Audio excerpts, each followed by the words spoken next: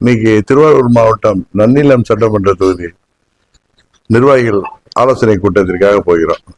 Evening 6 மணிக்கு அங்க இருப்போம். உங்களை பார்த்துட்டு 6 மணிக்கு கிளம்பலாம், 7 மணிக்கு அங்க போயிடும். நீங்க தான் மற்றதெல்லாம் கேட்கணும். சார், இப்ப வந்து கரூர் விவகாரம் சொல்லுவாங்க, முழு உண்மையும் வந்து வெளிக்கொண்டு வருவோம்னு சொல்லிட்டு தமிழக முதல்வருக்கு எக்ஸ்பெல். ஆமா, உண்மைதான். முதலமைச்சர் பொறுப்பாக தான் போன சனிக்கிழமை இருந்து அவர் செயல்பட்டு வருவதாக தான் தமிழ்நாடு அரசாங்கமா இருக்கட்டும், காவல்துறை சரியாகத்தான் செயல்பட்டு வருவதாகத்தான் நான் நினைக்கிறேன்.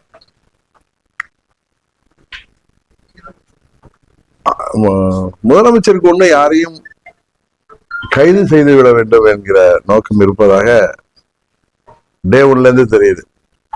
அன்னைக்குமே நீங்க ஊடகத்தை சேர்ந்த நண்பர்கள்லாம் கேட்டப்போ கூட நாங்க அந்த ஆணையத்தோடைய அறிக்கை வந்த பிறகுதான் நாங்க மற்ற இதெல்லாம் முடிவெடுப்போம்னு சொல்லியிருக்காங்க. 41 உயிர்கள் அநியாயமாக உயிர் துறந்திருக்கிற நேரத்துல எஃப்ஐஆர் போட வேண்டிய அவசியம் இருக்கு. அதுல கைதுகள் செய்ய வேண்டிய அவசியமும் அரசாங்கத்துக்கு இருக்கு.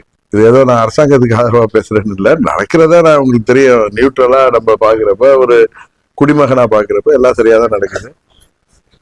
இதுல தாவேக்கா ஒன்னும் திட்டமிட்டு இது செய்யல. இது ஒரு விபத்து தான். அவர்கள் கூட்டம் ஏற்பாடு பண்ணியிருக்கிறார்கள். ஆர்வத்துல அந்த நிர்வாகிகள்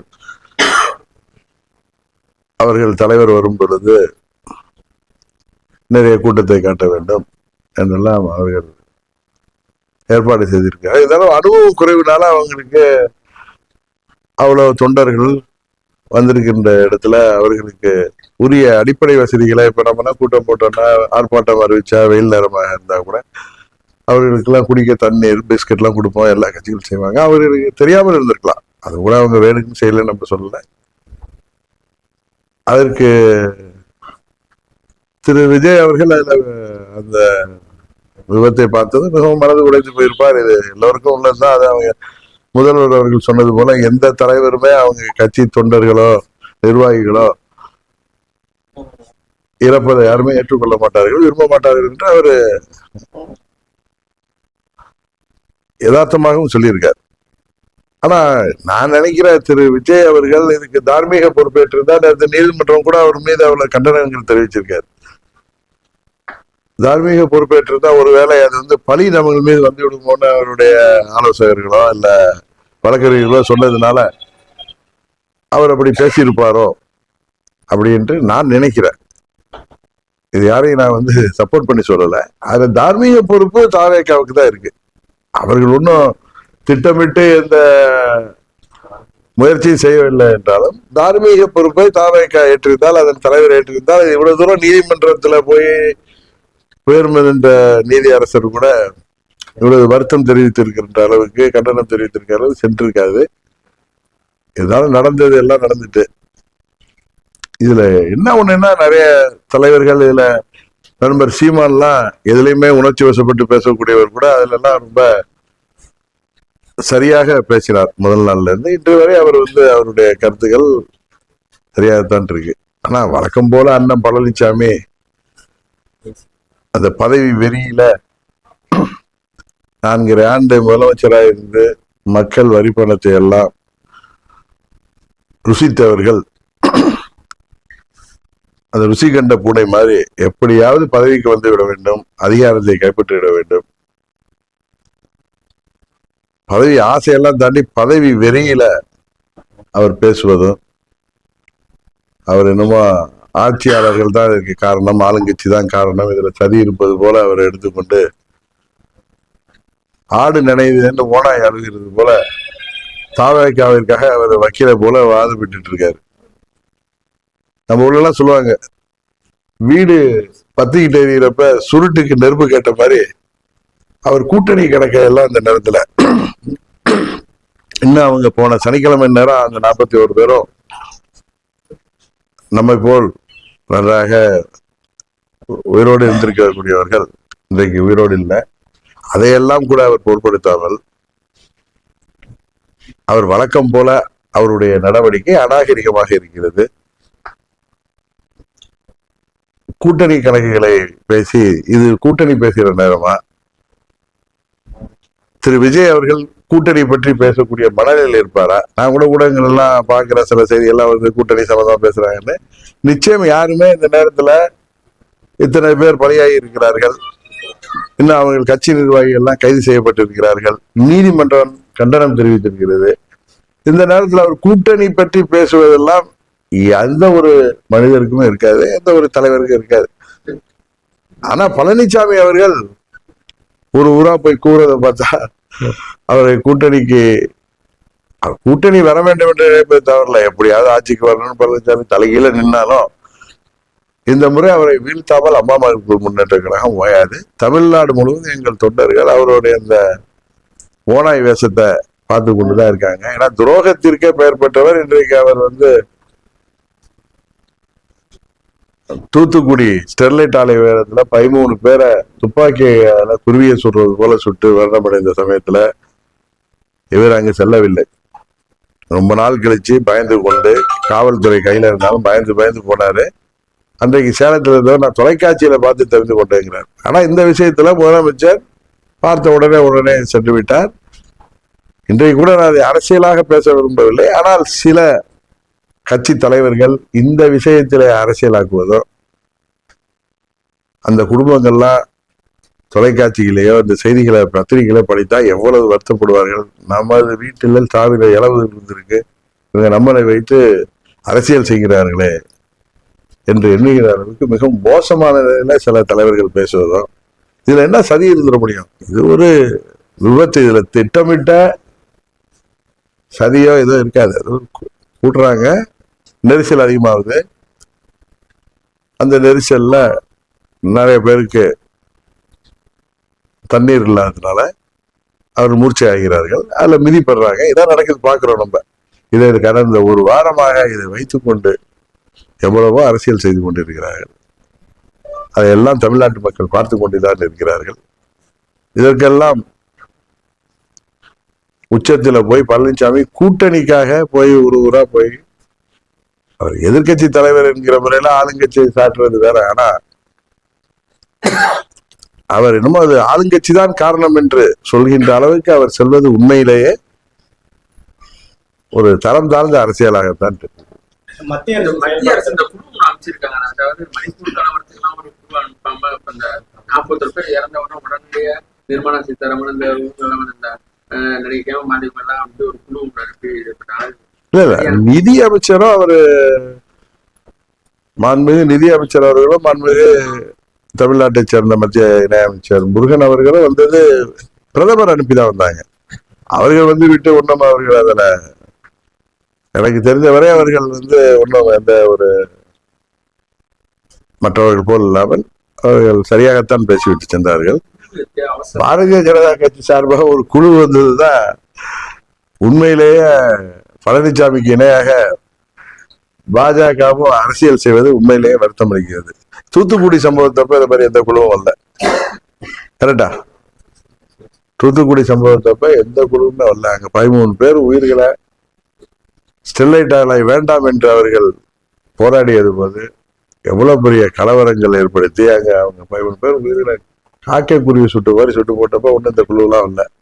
ஆனா அந்த குழுவில் வந்தவர்கள் பேசியது பழனிசாமிக்கு இணையாக இருந்தது. இதெல்லாம் மக்கள் பார்த்து கொண்டுதான் இருக்காங்க. அதில் வந்தவர்களே கும்பமேளா மரணங்கள் போது என்ன கருத்து சொன்னார்கள் என்பது எல்லாருக்கும் தெரியும், எல்லா மக்களுக்கும் தெரியும். இப்போ ஒன்றும் ஊடகங்கள் பத்திரிகைகள் மூலம் எல்லா செய்திகளும் உலகத்துல எங்க எது நடந்தாலும் உடனே பட்டி தொட்டி எல்லாம் சென்றடையுது. அதனால தயவு செய்து இந்த கொடிய துயரத்தை மரணத்தை அரசியலாக்காமல் இது போன்ற கொடுமையான சம்பவங்கள் ஓர் உயிர் கூட நமது அரசியல் கட்சிகள் சார்பாக கூட்டங்களோ மாநாடுகளோ ஊர்வலங்களோ கண்டன ஆர்ப்பாட்டங்களோ நடைபெறும் போது ஏற்படாமல் கட்சிகளும் சரி காவல்துறையும் இதை வருங்காலத்தில் கையாள வேண்டும். அதுக்கு இது ஒரு பாடமாக இருக்க வேண்டும், இதை எடுத்துக்கொண்டு செய்ய வேண்டும் என்பதுதான் அம்மா மக்கள் முன்னேற்ற கழகத்தின் வேண்டுகோள். கூட்டத்துக்கு வந்தீங்கன்னா வேலை வருவீங்க, அங்க இறங்கி பேசுறீங்க. இவரு வந்து அந்த விமான நிலையத்திலேருந்து அப்படியே அந்த ரோட் ஷோ நடத்தி அந்த முன்னாடி ஒரு 500 பேர் 1000 பேர் அப்படியே ஆட விட்டு வெயில்ல இவர் ஏசி இந்த வண்டியில் உட்காந்துட்டு அப்படியே சொகுசா வராது. அது அது என்ன ஒரு நியாயம்? இல்ல எல்லார் வேன்கள்லயும் ஏசி தான் இருக்கு. இல்ல இல்ல உண்மையை சொல்லல. இப்ப நான் போற வேன்ல ஏசி தான் இருக்கு. நாங்கள் மக்களை சேர்ந்து கண்ட உடனே அந்த கூட்டத்தை தகுந்த மாதிரி வேன்ல வெளில வர்றதோ இல்ல இறங்கி அவர்களை பார்க்கறதோ நடக்கும். பட் அவர் புதிது தானே.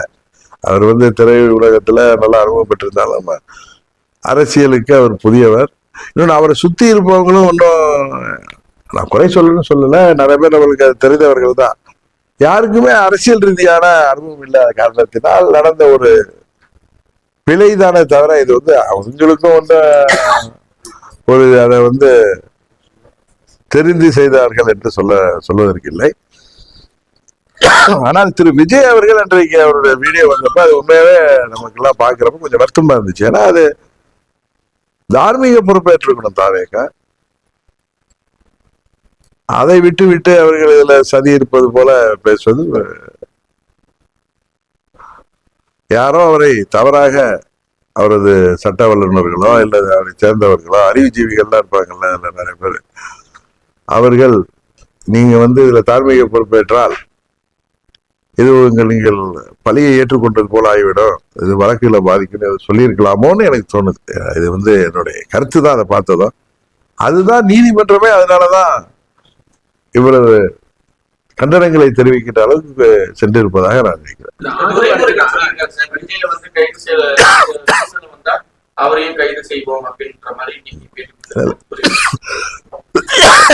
தேவை ஏற்பட்டாலும் தான் சொல்லியிருக்காரு. ஆனா அது கூட ஹைகோர்ட் நிறைய கேள்விகள் கேட்டப்ப சொல்லியிருக்காரு.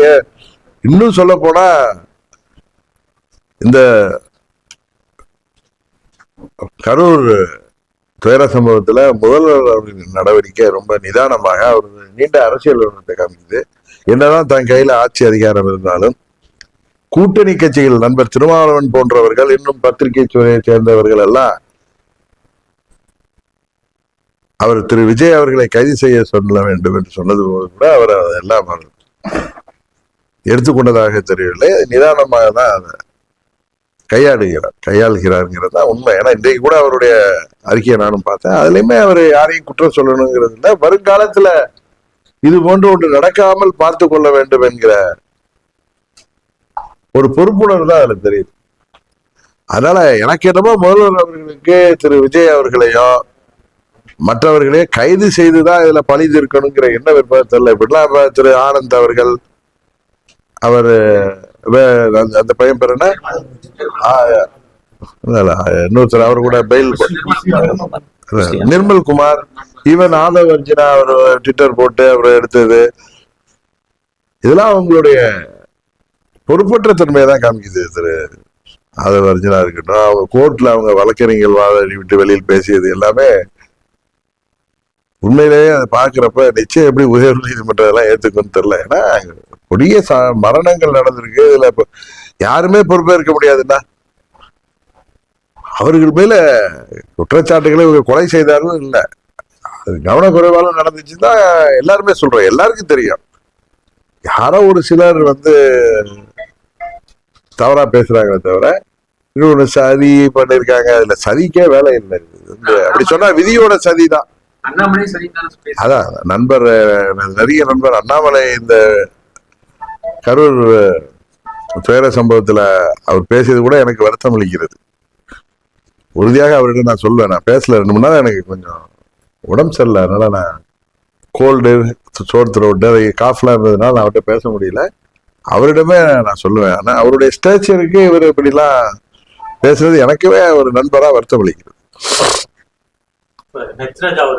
இதுவரைக்கும் ஜோசப் விஜய் சொல்லி மத அடையாளப்படுத்தி பேசிட்டு வந்தாங்க.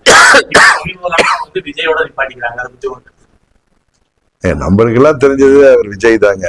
ஒருத்தர் என்ன சொல்லலாம், ஆனா அவர் தந்தையெல்லாம் எனக்கு நல்ல நண்பர், அவங்க அம்மா எல்லாம் எங்களோட வாக்கிங் மேட்டு. ஆனா அப்படியெல்லாம் விஜய் அவர்களை யாரும் மத ரீதியாக பார்த்ததாகவோ எனக்கு தெரியவில்லை. நம்மளுக்கெல்லாம் தெரிஞ்சதுதான் விஜய். அவர் ஜோசப் விஜயா தான் இருந்தாதான் என்ன தவறு இருக்கு. அதனால தமிழ்நாட்டுல மதம் ஜாதிக்கெல்லாம் அப்பாற்பட்டுதான் எல்லோரையும் பார்ப்பார்கள். புரட்சி தலைவர் எப்படி பார்க்கப்பட்டார் என்று தெரியும், புரட்சி தலைவர் மக்கள் எப்படி ஏற்றுக்கொண்டார்கள் என்று தெரியும், அம்மா அவர்களை எப்படி ஏற்றுக்கொண்டார்கள் என்பது தெரியும். அது போல திரைத்துறையில உள்ள ரஜினிகாந்த் வேற மாநிலத்தை சேர்ந்தவர் தான் உச்சபட்ச நடிகராக இருந்தார். அதனால தமிழ்நாட்டு மக்கள் வந்தாவரை வாழ வைக்கின்ற மாநிலம். இங்கே ஜாதி மதத்தை எல்லாம் யாரும் பார்ப்பதில்லை.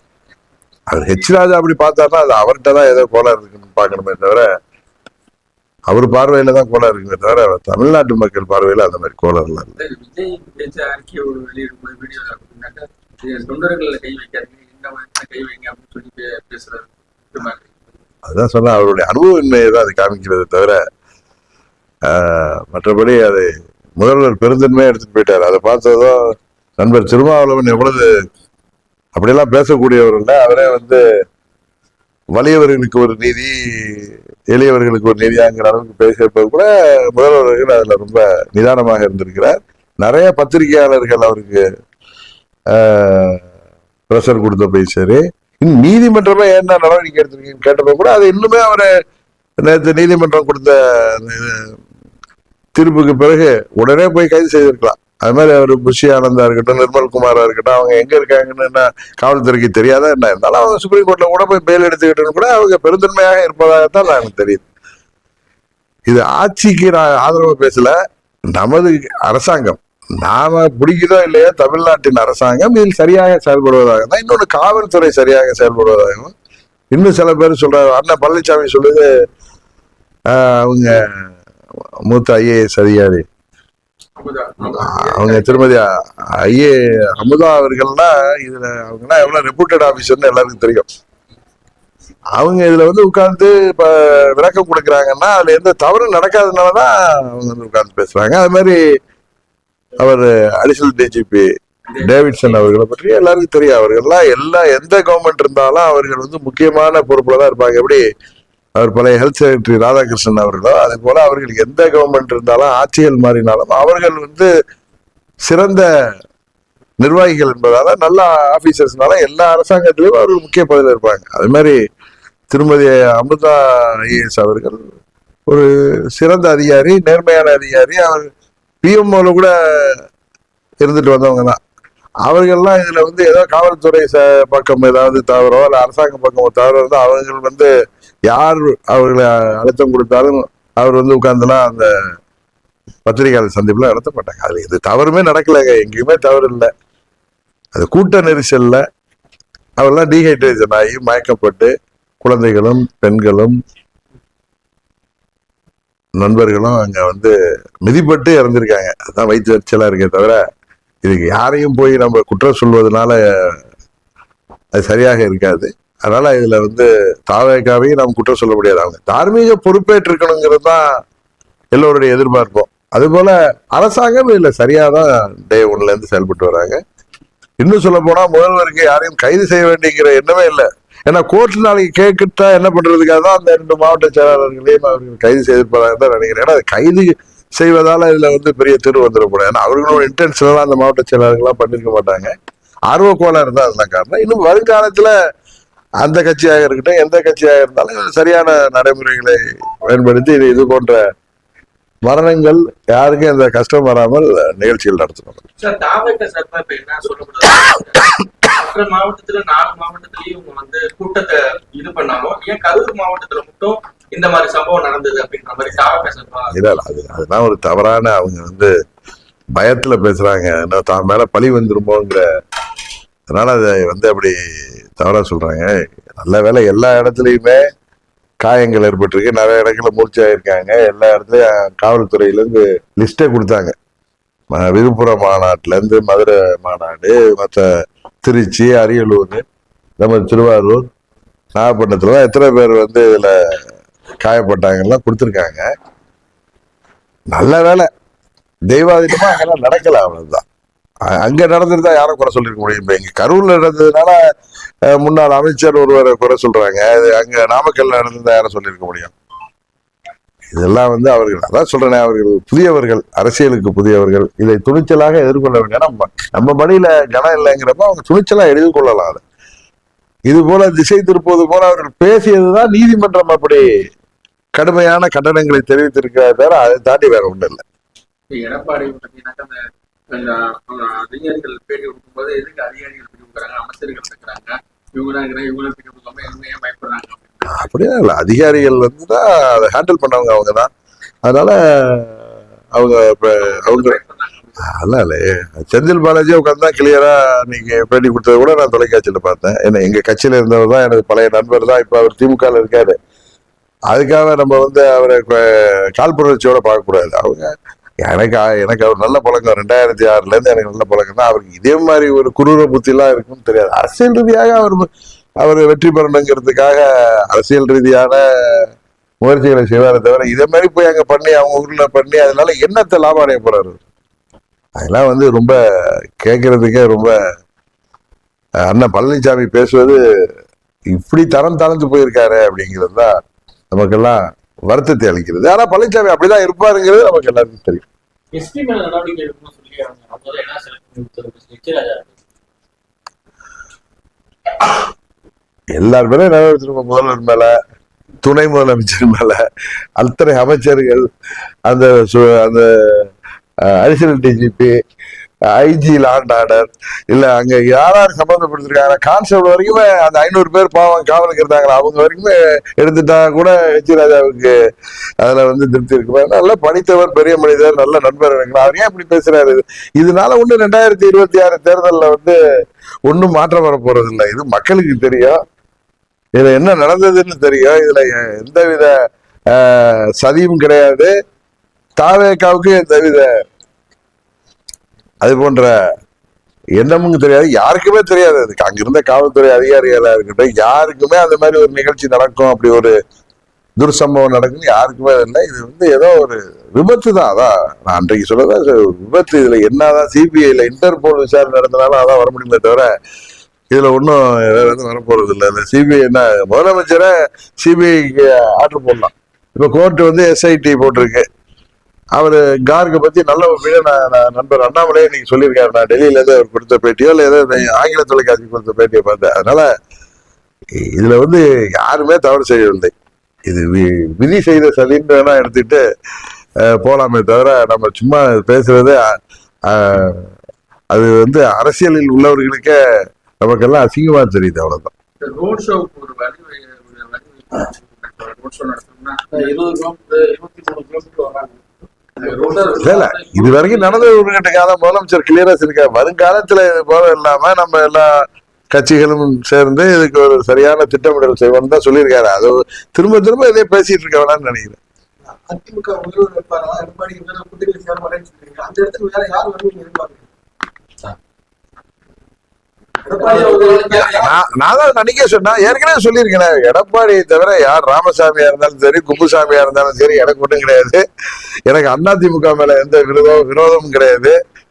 எனக்கு என்டிஏ கூட்டணியில நாங்கள் ரொம்ப கம்ஃபர்டபுளா தான் இருந்தோம்.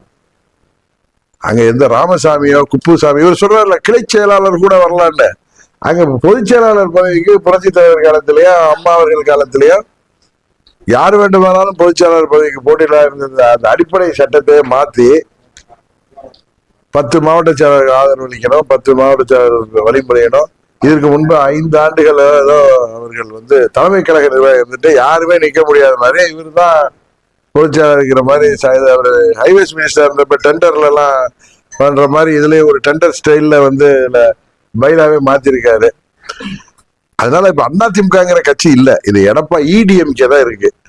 அதனால இந்த இடிஎம்கேல இருக்கிறவங்கள இவரை தவிர வேற யாரும் குப்புசாமி ராமசாமியா இருந்தாலும் சரி எங்களுக்கு அதை பத்தி ஒண்ணும் இல்லை. எங்களுக்கு வந்து அம்மாவுடைய கட்சி இன்றைக்கு மீண்டும் அம்மாவுடைய ஆட்சி வரணுங்கிறதுல இல்லை. ஆனா எடப்பாடி பழனிசாமி திராவிட முன்னேற்ற கழகம் ஆட்சிக்கு வருவதற்கு நிச்சயம் வாய்ப்பே இல்லை. அது இப்ப நான் இங்க இந்த நாள அவர் அடிக்கிற கூத்தெல்லாம் எல்லாரும் தமிழ்நாட்டு மக்கள் எல்லாம் பார்த்துட்டு இருக்காங்க.